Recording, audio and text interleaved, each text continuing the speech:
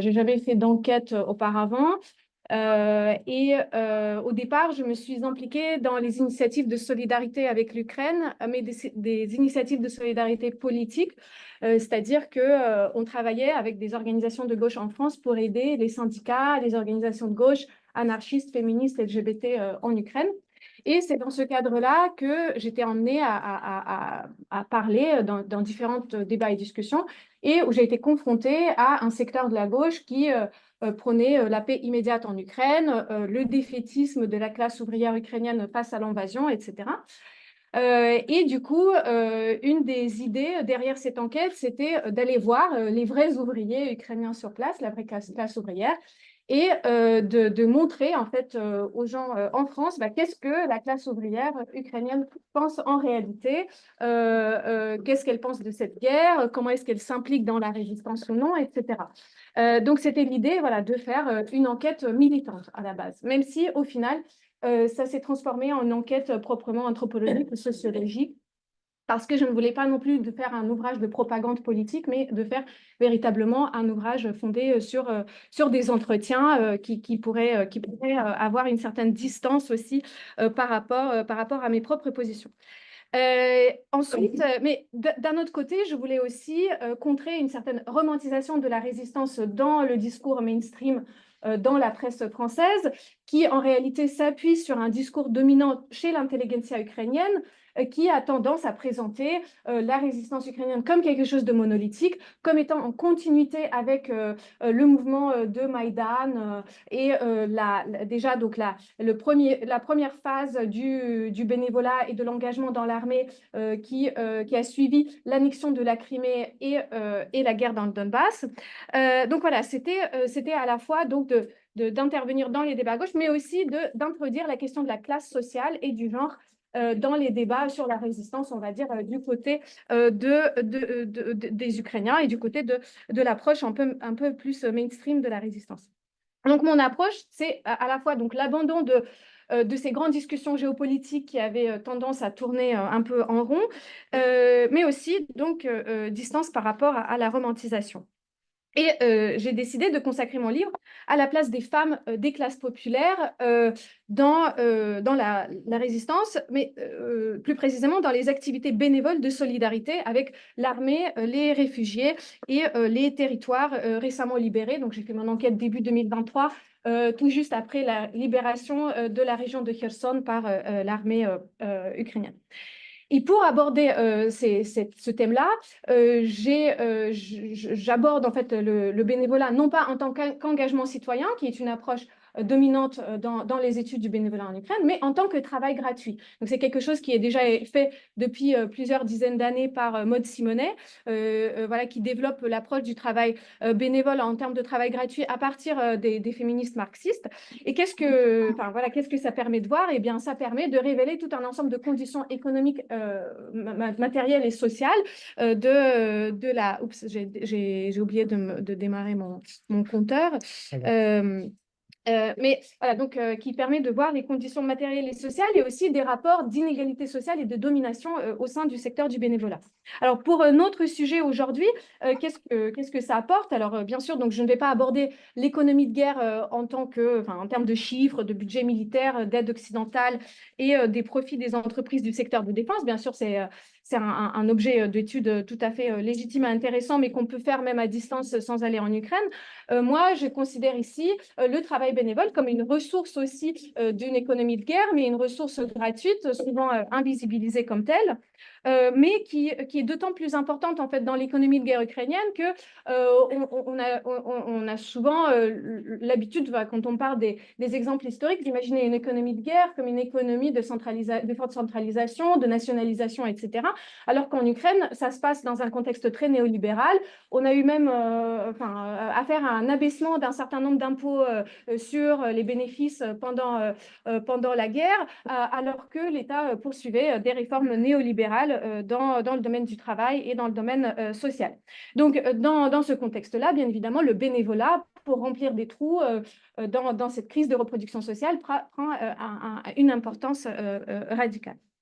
Bon, donc la méthode donc, que j'ai mis en place, c'était une enquête donc, de 3 mois dans cette ville avec des classes populaires. Alors, je n'ai pas voulu dire classe ouvrière parce que j'ai voulu aussi inclure pour que ça soit réductible dans l'imaginaire aux travailleurs de l'industrie. J'ai aussi fait beaucoup d'entretiens et surtout des entretiens avec des femmes qui travaillent dans le secteur public, donc les professeurs des écoles, les travailleuses sociales, les infirmières, etc., mais dont les maris souvent en fait travaillent dans le secteur industriel, qui sont soit mineurs, soit des ouvriers dans les usines, etc. J'ai fait des entretiens avec 43 personnes. Et j'ai observé le travail de 2 organisations bénévoles. Donc bon, là, on va montrer juste quelques images de la ville. Voilà, donc c'est, tu peux montrer des autres. Là, on voit des hauts fourneaux de Krivorijstal. Ça, c'est une carrière d'extraction minière. Donc, il y a à la fois des mines très profondes qui vont jusqu'à 1000 mètres de profondeur et des carrières comme ça. Euh, voilà, donc un bâtiment typique, ça c'est le bâtiment où a grandi Zelensky, parce que Zelensky il vient de cette ville. Ça, c'est une station de tram métro, voilà, donc une atmosphère très post-punk. Je pense que beaucoup de gens ici auraient bien aimé. Et là, c'est des organisations donc, que j'ai étudiées. Ça, c'est une organisation des travailleuses de la mine. Je peux mettre la vidéo sans le son. Так, всім привіт. У нас сьогодні 11 січня. Donc une organisation de logistique, donc c'est des femmes qui reçoivent de l'aide humanitaire d'autres ONG et dont le boulot consiste à faire des colis individuels. Ça, c'est mon premier jour, donc on me filme aussi comme je les aide. Et ils forment des colis individuels pour ensuite les ramener soit au front, soit au territoire libéré, soit aux réfugiés. Donc là, on prépare des choses envoyées dans un point de distribution de l'aide aux réfugiés. Et il y avait aussi une autre organisation, ça c'est plutôt des femmes retraitées que j'ai appelée organisation Mamie monte au front. Elle distribue l'aide aux réfugiés aussi, mais elle fabrique aussi des choses pour les militaires, donc notamment des repas faits maison, mais aussi enfin là, ils fabriquent des coussins. Voilà, donc ils font aussi des bougies pour les tranchées, enfin voilà, plein de choses elles font avec leurs mains. Et donc, ce qui est intéressant, c'est que les femmes des classes populaires occupent une position spécifique dans la résistance liée aux dynamiques contradictoires de la sphère du bénévolat. Donc, d'une part, en effet, le travail de résistance est une forme de lutte contre l'invasion, mais aussi en tant que travail gratuit, le bénévolat permet à l'État de faire des économies dans la sphère de la reproduction sociale et de poursuivre les réformes d'austérité. Et bien sûr, c'est à la fois les femmes de classe populaire, ce sont à la fois celles qui subissent ces réformes et puis qui portent aussi la charge du travail reproductif pour en fait remplir ces tâches de reproduction supplémentaires. Mais il y a aussi des contradictions qui sont liées au mécanisme d'allocation de l'aide humanitaire internationale qui mobilise les mécanismes de marché dans le cadre de la gestion néolibérale des populations. Pour ce qui est de l'aide humanitaire à l'Ukraine, la très grande partie des financements sont alloués aux agences de l'ONU et aux ONGI. Donc, les ONG ukrainiennes ne reçoivent que moins d'1% de financement direct. Et encore, parmi ces ONG ukrainiennes qui reçoivent cette aide, c'est en fait les ONG gérées par les classes moyennes et supérieures sur le modèle assez managérial, où ils ont souvent une partie de l'équipe qui est salariée et ensuite des bénévoles qui tournent autour de l'organisation. C'est des gens qui maîtrisent l'anglais, donc ils peuvent faire des demandes aux organisations internationales, alors que les organisations comme ça, des classes populaires qui ne maîtrisent pas l'anglais, qui sont très loin en fait de tous ces réseaux internationaux, eh bien, ils se trouvent tout en bas de l'échelle de la sous-traitance humanitaire, où ils vont effectuer des tâches les plus lourdes physiquement, les tâches les plus dangereuses, donc elles vont physiquement aller sur le front ou aller sur les territoires récemment déoccupés, sans protection sociale, sans salaire et même sans formation élémentaire sur comment faire du bénévolat. Donc, par exemple, là, je les ai accompagnés, c'est la dernière image, Je les ai accompagnés dans une mission humanitaire dans une ville, dans un village qui était libéré dans la région de Kherson, mais elle se trouvait sur les rives de Dniepr.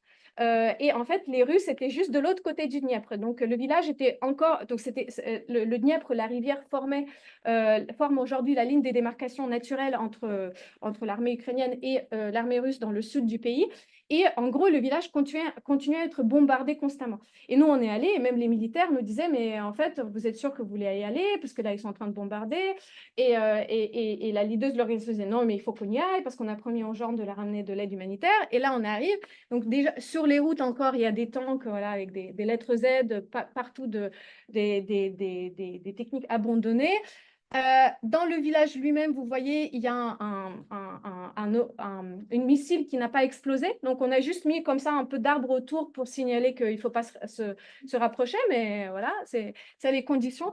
Et le village ressemble à ça. En fait, tous les bâtiments publics sont détruits. Donc, ça, c'est l'hôpital, mais il y a aussi l'école qui est comme ça, la mairie, etc. Et les gens, en fait, ils sont dans leur sous-sol et ils ne sortent que pour recevoir l'aide humanitaire, pour travailler dans leur jardin ou il y a un magasin qui est ouvert et une pharmacie quelques heures par jour, mais c'est tout.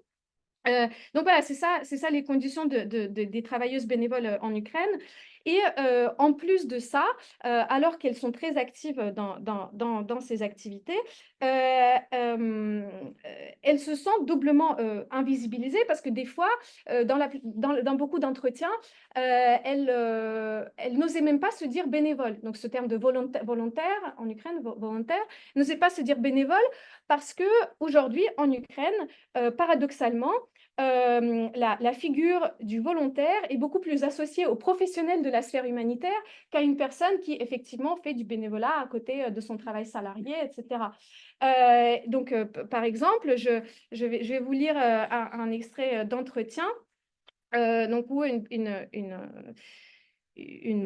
enquêtée me dit, les gens ordinaires ne se considèrent pas comme volontaires. Nous pensons simplement que c'est je ne sais pas, c'est notre devoir de le faire, qu'il n'y a rien d'exceptionnel à ce que l'on fait. Ce n'est pas du bénévolat, c'est juste, d'après ce que je vois chez nous, pendant la guerre, si une personne fait au moins quelque chose, elle devient automatiquement un volontaire. Mais il existe différents statuts de volontaires. Il y a des gens qui font cela à grande échelle, tout le temps, en faisant des cagnottes chaque semaine, en transférant cet argent aux uns et aux autres. Certains vont jusqu'à fonder leurs propres organisations. Quand j'organisais une cagnotte pour mon mari, parce que son mari est au front, je ne me voyais pas comme un volontaire parce que je le faisais pour un proche, pour une seule personne.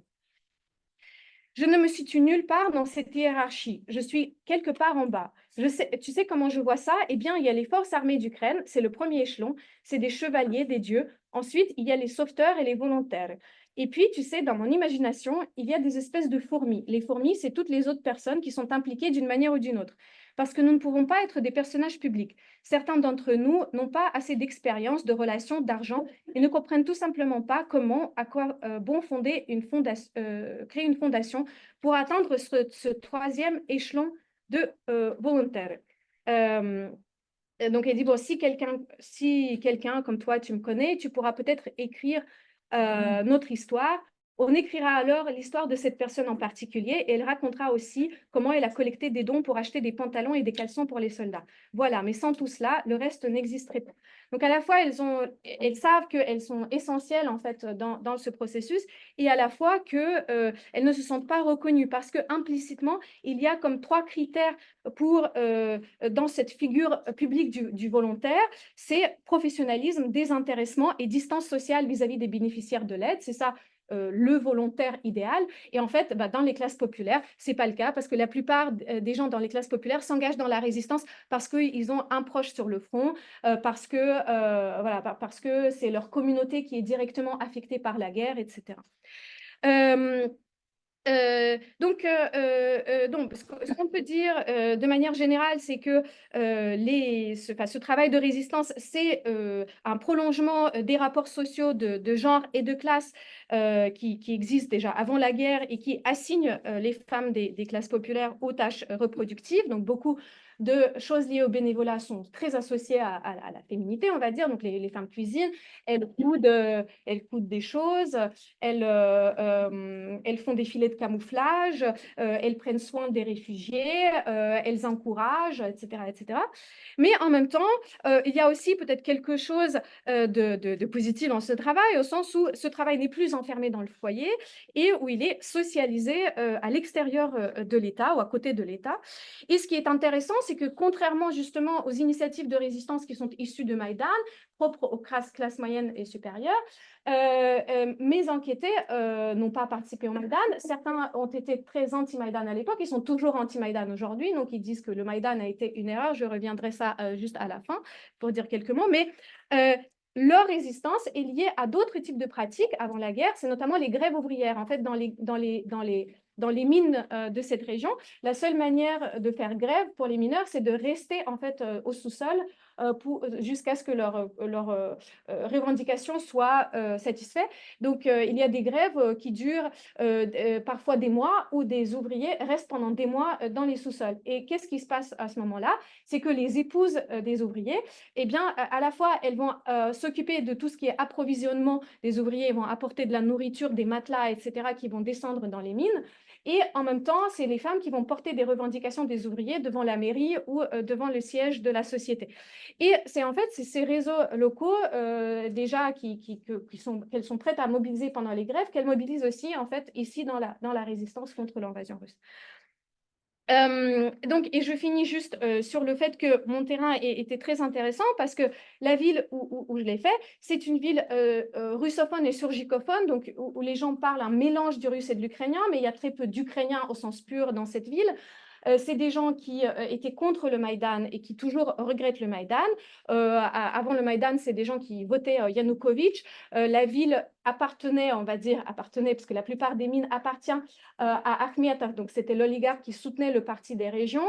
Et aujourd'hui, bon, il a changé de veste, mais il continue à être le maître de la ville, puisqu'il possède plus de 50% des entreprises de la ville. C'est des gens qui, aujourd'hui, sont encore hostiles à des politiques dites de décolonisation. Donc, ils critiquent le fait qu'on déboulonne des statues de Pouchkine, de Yesenin, etc. Ils disent, on ne comprend pas, on aime bien cette littérature, on ne voit pas à quoi ça sert. Ils ont des bons souvenirs de l'URSS. Voilà, donc c'est tout, en fait, c'est un profil social assez proche du Donbass. Finalement, c'est en fait une ville qui a été très liée au Donbass. Et donc, ils continuent à partager tout un ensemble de caractères d'identité locale, et en même temps, ils sont très engagés dans la résistance, ils sont très engagés contre l'invasion russe. Donc, c'est pour ça que ce terrain était particulièrement intéressant. Et voilà, mais je souligne, bien sûr, peut-être qu'on pourra revenir dans la discussion, c'est que moi, j'ai fait mon enquête à un moment très précis, c'était précisément la fin de la première année de guerre. Les gens étaient encore très enthousiastes, donc c'était vraiment, on avait l'impression qu'il y a une grande unanimité. L'armée n'a pas encore absorbé tous les volontaires ou des gens qui étaient, qui en tout cas, quand ils recevaient des avis de mobilisation, ils étaient bien volontaires d'y aller. Donc, c'était un moment très particulier.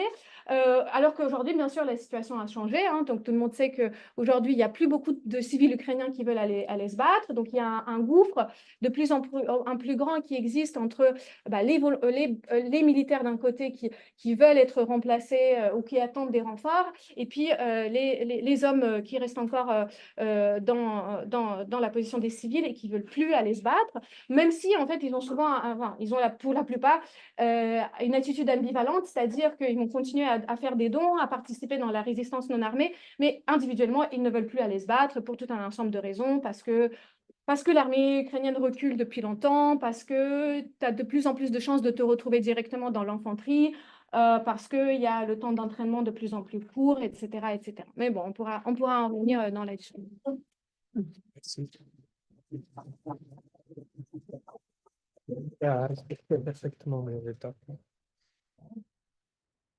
Oui, je voudrais d'abord remercier Carlo, Francesco et Davide pour cette présentation qui est un peu émouvante pour moi parce que la dernière fois que j'étais à cette place-là, c'était une session avec L'idée.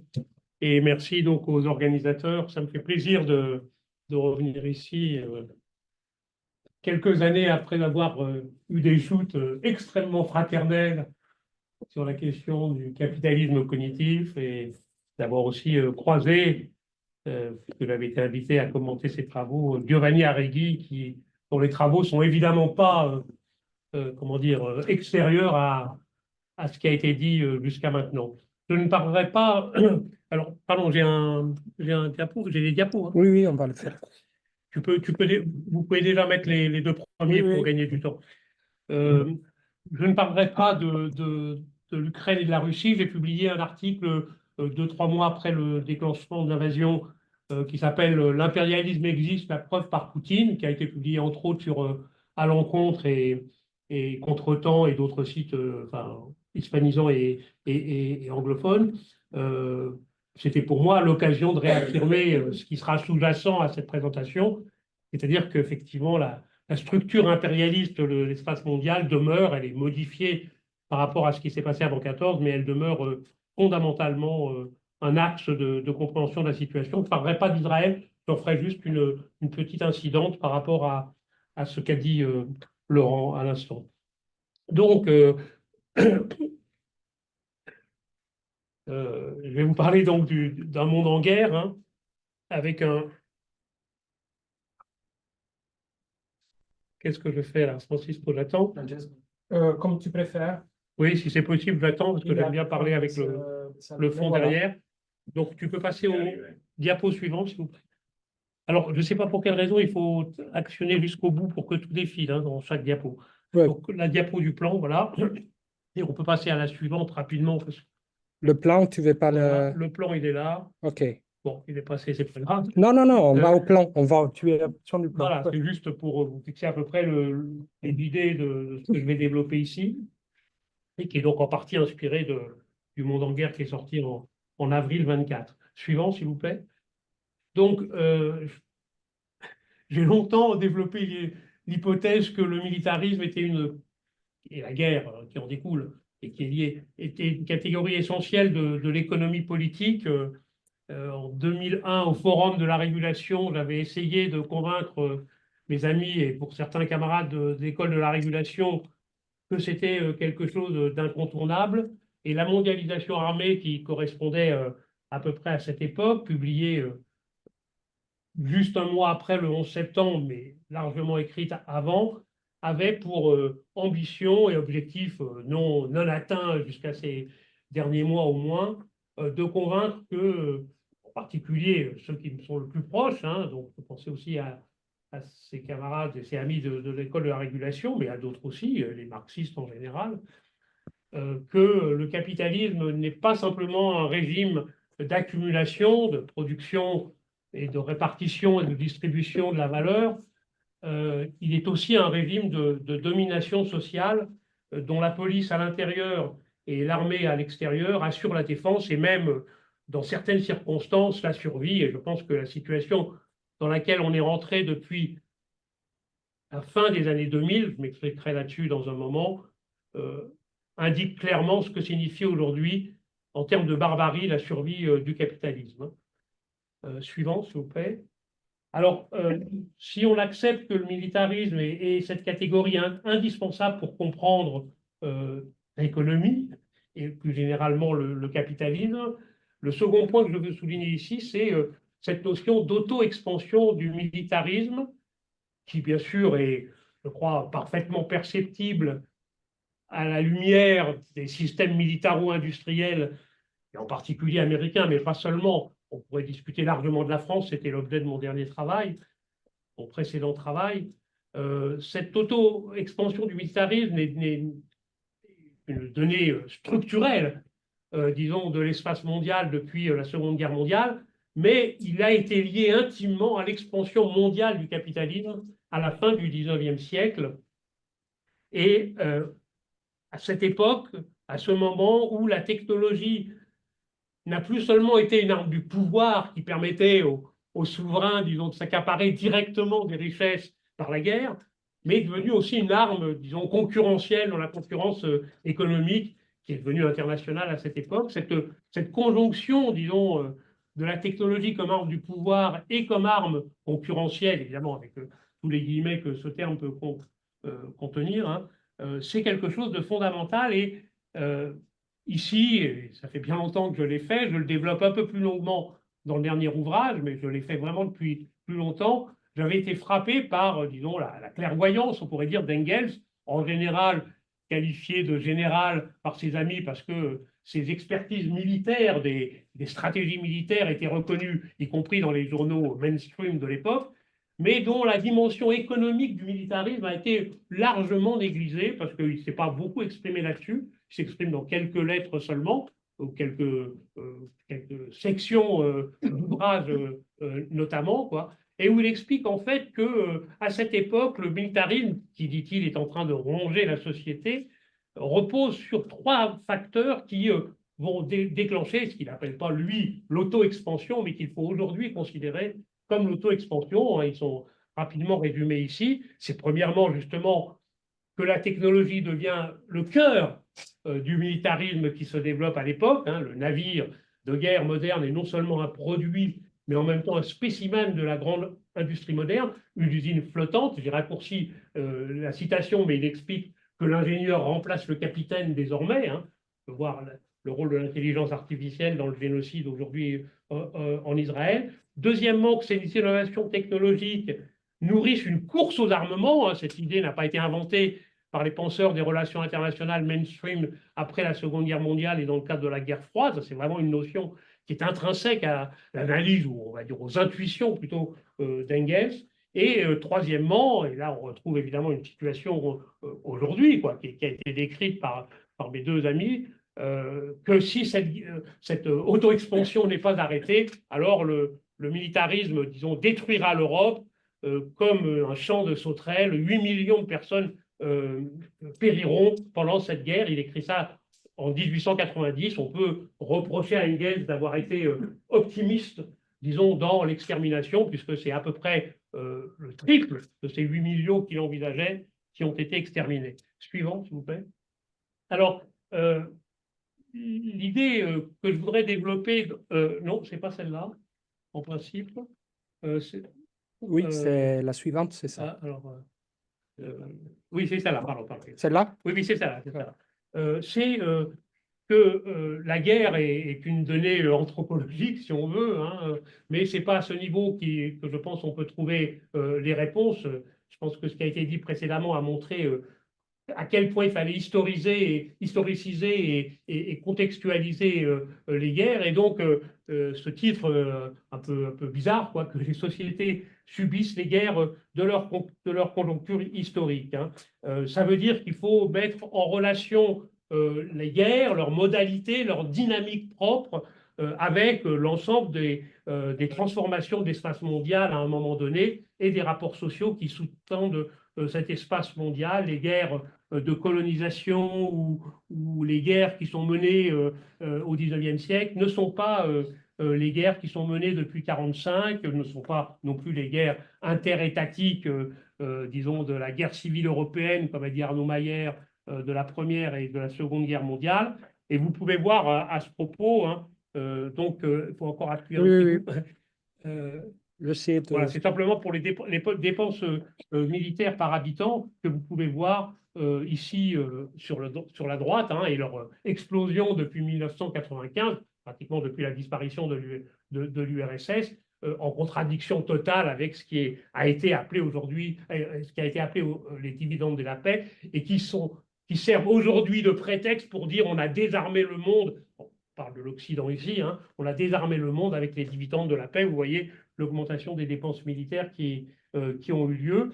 Et ce qui est caractéristique, si vous voulez, de ce que disait Engels et qu'on retrouve et qu'on va retrouver dans les quelques éléments que je vais donner dans les minutes qui viennent, c'est que ce militarisme s'est instauré comme un mode d'extermination. C'est le terme que le sociologue Wolfgang Streeck attribue et crédite, dont il crédite Engels à propos de ses intuitions sur le militarisme. Il développe tout à fait autre chose que ce que je développe par ailleurs, mais j'ai repris quand même ce terme de mode d'extermination qui serait, disons, le produit de l'intuition d'Engels. C'est ça auquel on a assisté non seulement depuis la Première Guerre mondiale, mais plus encore en quelque sorte, disons, dans ces nouvelles guerres, c'est comme ça qu'elles sont appelées depuis 1945. C'est ce qui frappe, et je pense que ça a été dit de façon vivante dans les deux précédentes interventions, ce qui frappe, c'est à quel point la guerre est devenue en quelque sorte une composante même des dynamiques sociales, pas seulement économiques, mais sociales, à quel point le mode de production capitaliste, n'oubliez pas que c'est aussi un mode de destruction des valeurs, établit maintenant une sorte de continuum, disons, une relation en tout cas étroite avec ce qu'on pourrait appeler donc ce mode d'extermination qui se produit à l'occasion des guerres. La suivante, s'il vous plaît. On peut le voir en particulier, cette combinaison, disons, dans ces nouvelles guerres qui sont exprimées à partir de la Seconde Guerre mondiale en réalité, mais qui ont pris une nouvelle vigueur à partir de la mondialisation heureuse ou de la mondialisation au format PDF, hein, que nous ont vendu les idéologues disons, du néolibéralisme et du capitalisme sous domination de la finance à partir des années 90, cette idée est sans cesse rabâchée que le commerce, la démocratie et la paix font bon ménage. Vous pouvez voir en fait ce qu'il en est, disons, dans cette non seulement perpétuation, installation et ancrage de toutes ces guerres, mais dans leur augmentation depuis 1995, avec cette typologie, elle est celle, disons, des instituts de recherche mainstream. Ici, il s'agit du CRIO, avec les données de base de l'université d'Uppsala, de Norvège et Danemark, qui essaye d'établir les différences entre guerre civile, conflit colonial, et ils ont été obligés d'introduire une nouvelle catégorie, conflit civil international, il y a quelques années, parce qu'ils ont bien compris que continuer à dire ce que la Banque mondiale disait dans les années 90, que les guerres civiles, entre guillemets, hein, les guerres qui déchirent la planète en Afrique ou ailleurs, étaient des guerres qui étaient dues à un retard dans la mondialisation, à une mauvaise gouvernance. Là, quand même, les chercheurs du PRIO ont été obligés de rompre avec cette idée et, disons, sans aller jusqu'à ce que moi j'ai développé pas mal dans plusieurs articles, au moins à la fin des années 90 et 2000, que les guerres, qu'on appelle des guerres civiles internationalisées autrement, sont en réalité des guerres pour les ressources, dont la pérennité, la continuité et l'ancrage, hein, ce sont des guerres, les mêmes guerres qui durent depuis des dizaines d'années, montrent qu'elles ne sont pas en retard de la mondialisation, comme nous l'expliquaient les penseurs de la Banque mondiale, mais une composante même de la mondialisation. Bon, j'ai pas mal développé, disons, les différents canaux par lesquels ces guerres pour les ressources, dites guerres locales, guerres nationales, guerres intra-étatiques, sont en fait des guerres qui sont parfaitement intégrées, disons, dans l'espace mondial de la domination du capital. Suivant, s'il vous plaît. Alors, les sociétés subissent les guerres de leur conjoncture historique. J'ai aussi développé, et je pense que ça revient plus dans les pays occidentaux, entre guillemets, que dans les pays qui ont été décrits précédemment, c'est cette spécificité qui est apparue, disons, comme le produit de l'histoire des années 90, c'est cette montée de la sécurité nationale comme agenda qui a progressivement englobé à la fois les dimensions extérieures de la défense contre les ennemis extérieurs et de la sécurité qui, a priori, a pour vocation d'être une lutte contre les ennemis intérieurs. J'ai simplement repris ici, parce que c'était vraiment dans l'actualité, il y a 2 jours, la déclaration de Trump qui explique que le jour de l'élection, comme évidemment elle sera truquée selon lui, il faudrait utiliser les militaires contre les ennemis de l'intérieur, hein, c'est sa formule, et ces ennemis d'intérieur, ce sont les fous de la gauche radicale. Et j'ai mis en contrepartie, parce que c'est une dimension qu'il ne faut jamais oublier, en tout cas moi, je me suis toujours efforcé de ne pas l'oublier, que nous avons en France exactement la même situation. C'était un des objets principaux, disons, de l'État radicalisé, publié en 22, de montrer comment le statut international de la France déclinant à la fois sur le plan économique et sur le plan militaire, on pourrait parler aujourd'hui de la débandade qui se passe du point de vue de l'impérialisme français dans son attitude vis-à-vis du Liban, donc protection historique, est renouvelée de façon ridicule par Macron en 2020, comment le déclin, disons, du statut international de la France rétroagit sur le durcissement sécuritaire. Hein. C'est quelque chose d'important. Si vous voulez, on pourrait dire que c'est un peu ce qui se passe pour l'Europe, hein, où on voit que le militarisme de l'Europe se nourrit de la guerre en Russie, parce qu'il faut lutter contre la Russie, et il sert aussi la guerre d'Israël contre Gaza, sert, elle, par contre, à mobiliser, à ressouder autour, disons, des valeurs occidentales avec 3 guillemets, disons, l'extrême droite, à droite et tout ce que vous voulez. On voit comment, en fait, les événements internationaux rétroagissent sur la situation intérieure, et la sécurité nationale a été, pour la France et pour partir, enfin, d'abord pour les États-Unis, mais très vite, c'est en 2001, hein, la première, après les attentats du 11 septembre aux États-Unis, l'administration Bush, mais très vite en Europe, l'Europe a adopté le même agenda, en quelque sorte, de sécurité nationale, dans lequel, en fait, les adversaires et les ennemis cessent d'être clairement localisés et circonscrits seulement comme des États, mais des adversaires deviennent des menaces diffuses qui prennent des dimensions économiques, politiques, ethniques, etc., etc. On voit comment, disons, cet agenda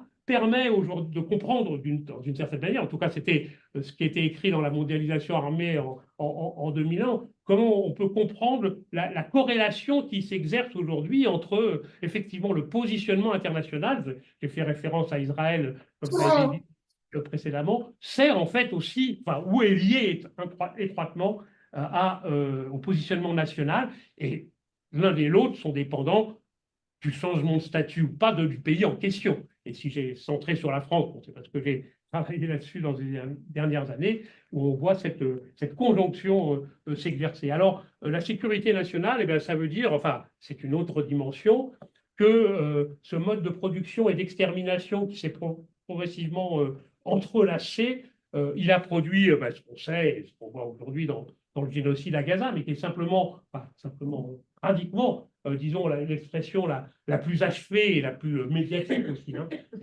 une dimension qu'il ne faut pas oublier, hein, cette dimension médiatique du génocide en direct, visible pour ceux qui veulent le voir, et évidemment pas pour les médias occidentaux qui s'y refusent. Vous voyez l'évolution de la part du nombre de civils dans ces guerres en question. On voit bien que ces guerres cessent d'être des guerres disons, classiques pour devenir des guerres qui sont intégrées même aux rapports sociaux, aux rapports humains, puisqu'on en est maintenant à plus de 90% des victimes des guerres qui sont des victimes civiles.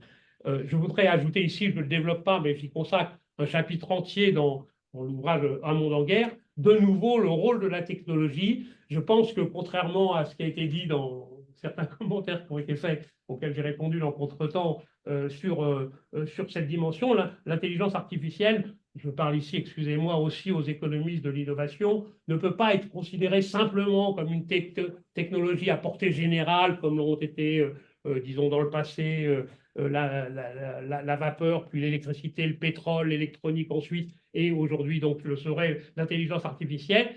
Il faut contextualiser les dynamiques technologiques. C'est bien sûr une technologie à portée générale, il n'y a aucun doute pour ça, mais il faut comprendre qu'aujourd'hui, elle surgit dans un contexte qui est immédiatement mondialisé, avec les rapports de puissance politique, économique et militaire, qui sont ceux qu'on connaît, sur lesquels je vais dire quelques mots dans un instant. Et c'est pour ça que, bon,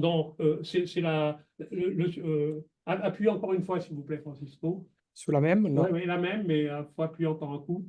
Et c'est tout. C'est la prochaine, peut-être. Non, c'est la même. Bon, c'est pas grave. Il y a juste c'est ça. pas grave.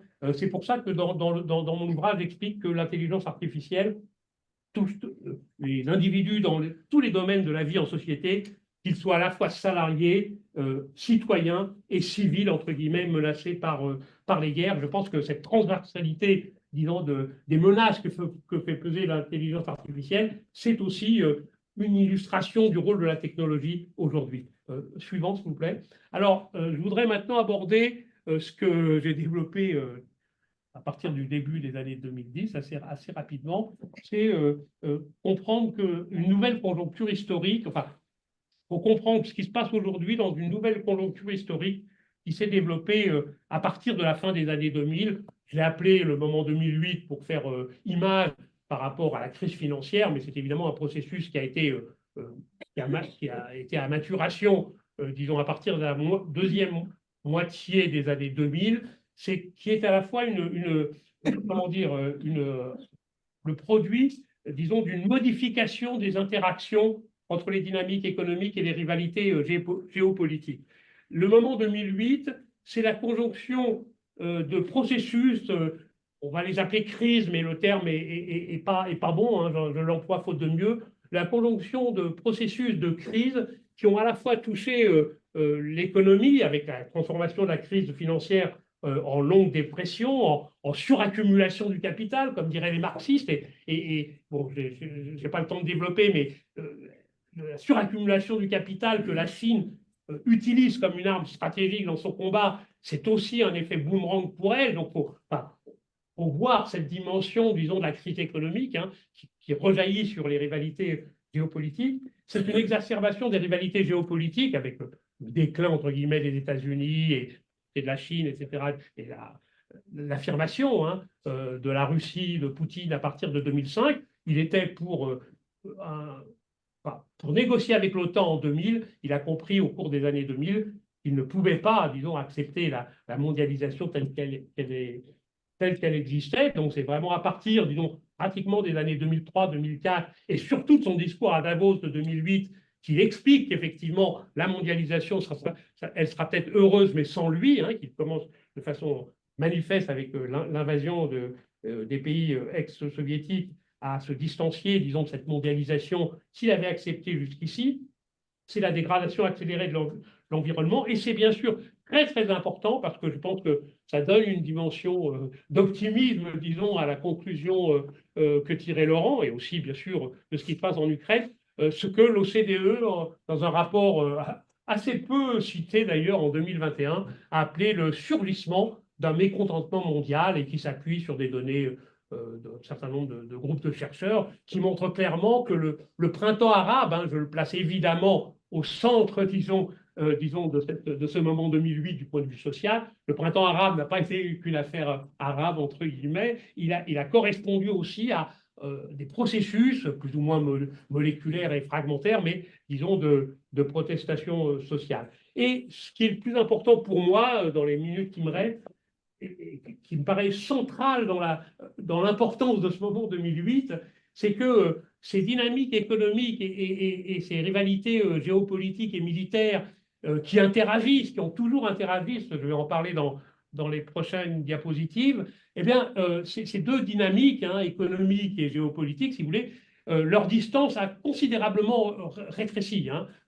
L'idée, diapo suivante, s'il vous plaît, hein, Oui, l'idée de guerre hybride, par exemple, hein, pas une idée, une réalité, hein, c'est quelque chose qui établit un continuum, en quelque sorte, entre la guerre militaire proprement dite, la guerre qui est menée entre deux États, et la concurrence économique. Hein. On a aujourd'hui une sorte de continuum. J'ai développé dans des articles plus académiques, entre guillemets, dans la chronique de l'IRES, en 2 articles, hein, la sécurité nationale s'invite dans les échanges économiques internationaux en 2020 et l'économie, continuation de la guerre par d'autres moyens en 2022.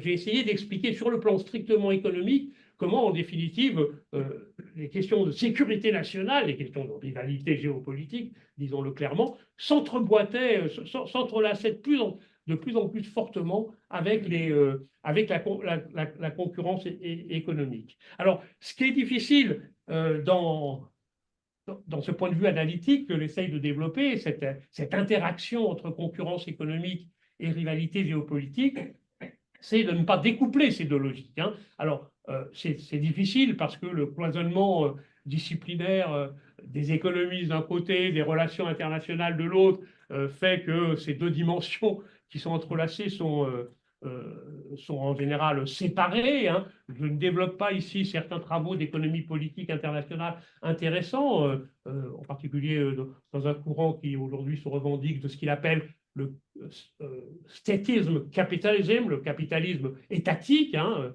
dans lequel il combat l'idée qu'il y aurait une sorte de constitution d'un capitalisme mondial et montre à juste titre hein, que les États sont toujours là, enfin les États les plus importants sont toujours là, mais on est frappé de voir que ce courant, qui va pourtant très loin dans ce domaine, néglige fortement l'économie et les mouvements de transnationalisation du capital, par exemple, hein, alors que s'intéresse aux statut capitalisé, mais le mouvement de transnationalisation ne les intéresse pas. Réciproquement, ceux qui parlent de classe transnationale capitaliste ont tendance, enfin, même le disent ouvertement, à dire que les États, y compris les plus puissants, sont submergés aujourd'hui par ce mouvement de transnationalisation du capital. Donc la difficulté est là.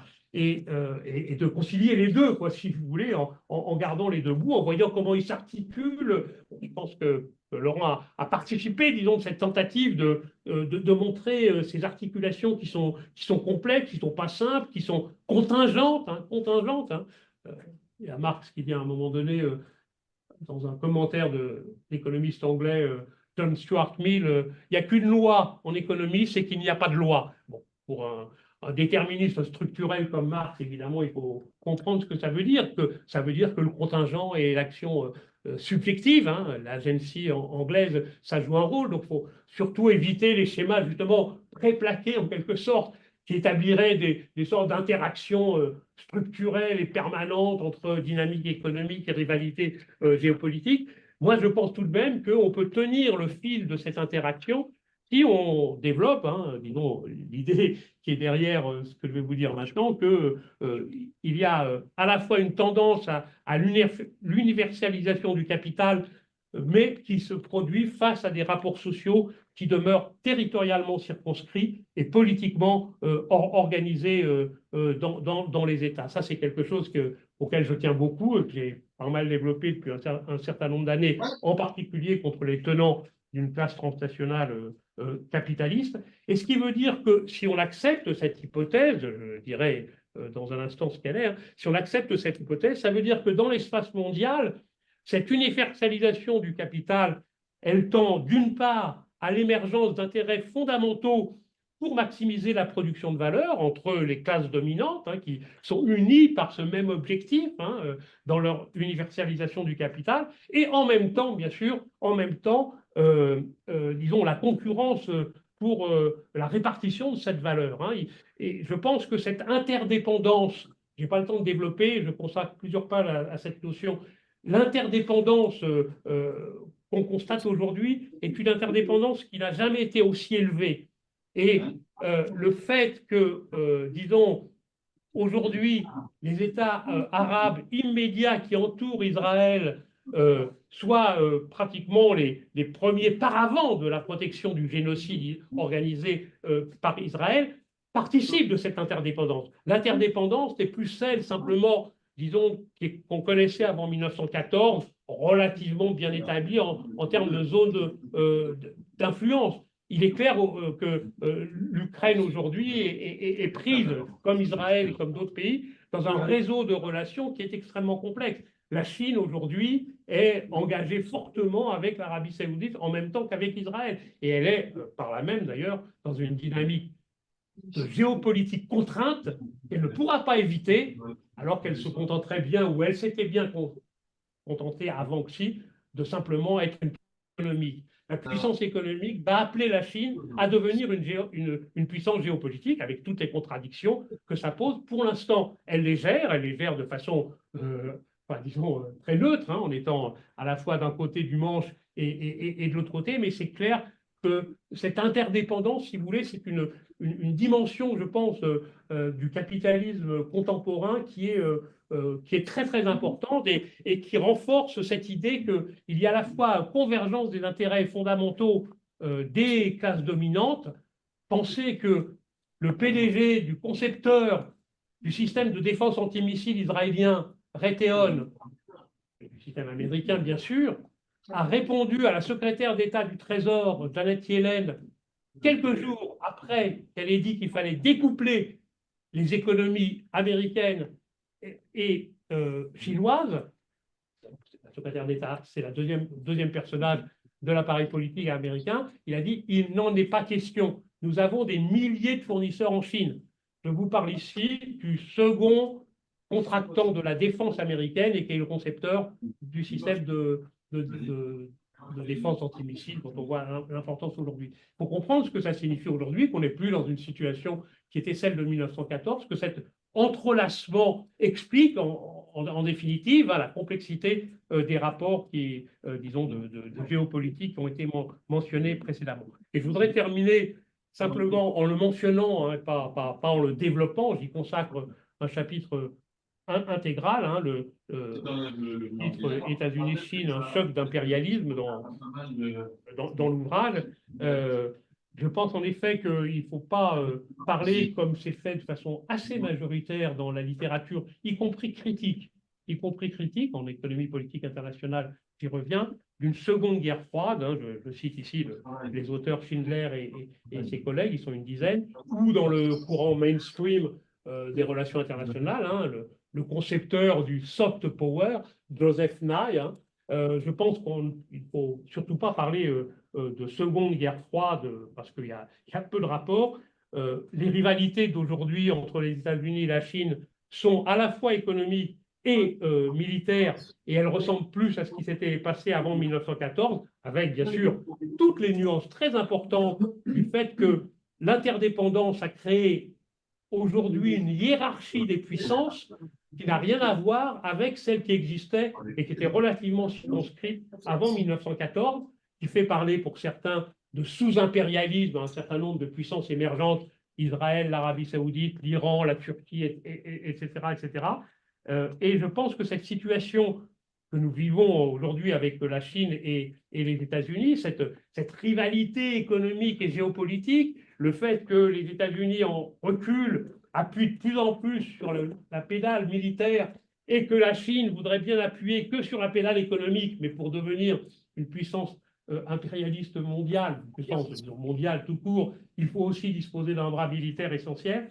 Cette nouvelle situation qui devrait, à mon avis, être analysée à la lumière, disons, de ce qui a été les théories marxistes de l'impérialisme avant 1914, eh bien, elle remet en cause certaines théorisations d'une conjoncture particulière qui s'est créée après 1945, disons, l'essentiel, non pas tellement la guerre froide, mais l'hyperdomination des États-Unis dans le monde. Ça remet en cause, mais ça m'intéresse moins, l'hypothèse de stabilité hégémonique développée par les courants mainstream des relations internationales. Et ce qui m'intéresse plus, ça remet en cause l'interdépendance économique comme facteur de paix, théorisé non seulement par les courants dominants, mais par les courants critiques qui nous ont expliqué que, pour certains, soit la domination des États-Unis avait complètement submergé, disons, toute rivalité interimpérialiste définitivement, soit pour d'autres que cette, disons, interdépendance avait créé cette classe transnationale capitaliste et même pour certains cet État transnational capitaliste. Je pense que l'interdépendance aujourd'hui, on la voit dans le cadre des États-Unis et de la Chine. Elle a été, entre guillemets, pacifique, avec tous les guillemets qui sont possibles, dans les années 90, parce qu'il y avait une dimension de croissance économique, on dirait d'accumulation du capital. Elle s'est retournée en son contraire à partir des années 2000, où la part du gâteau mondial, j'appelle comme ça la création de valeur à l'échelle mondiale, a commencé à diminuer, et elle a donc provoqué une interdépendance qui est devenue conflictuelle. Je pense que c'est une dimension absolument indispensable à mettre en lumière quand on parle d'interdépendance, de hiérarchie, etc., etc. C'est cette dimension économique qui est si centrale, c'est effectivement à quel rythme croît en définitive la richesse mondiale et dans quelle mesure elle est l'objet d'un partage conflictuel entre les puissances dominantes d'une part et entre les grands groupes disons, industriels et financiers d'autre part. Voilà, je crois que c'est à peu près dit ce que je voulais vous dire. J'ai dû dépasser un petit peu. Merci.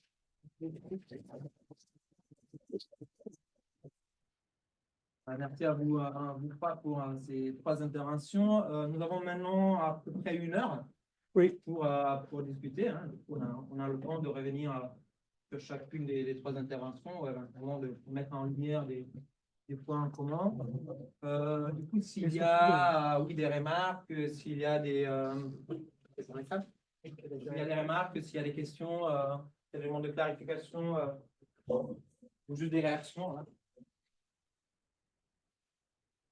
Oui, moi, j'ai une Tu peux question. aussi l'appuyer. c'est pas- Je vais laisser, L'important, c'est qu'il soit à côté de toi.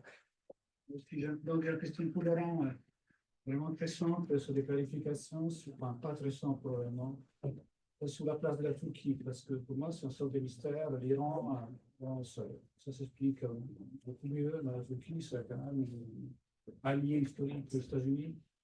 Et on comprend pas, quels sont les ressorts géopolitiques de ce positionnement de la Turquie, selon toi, et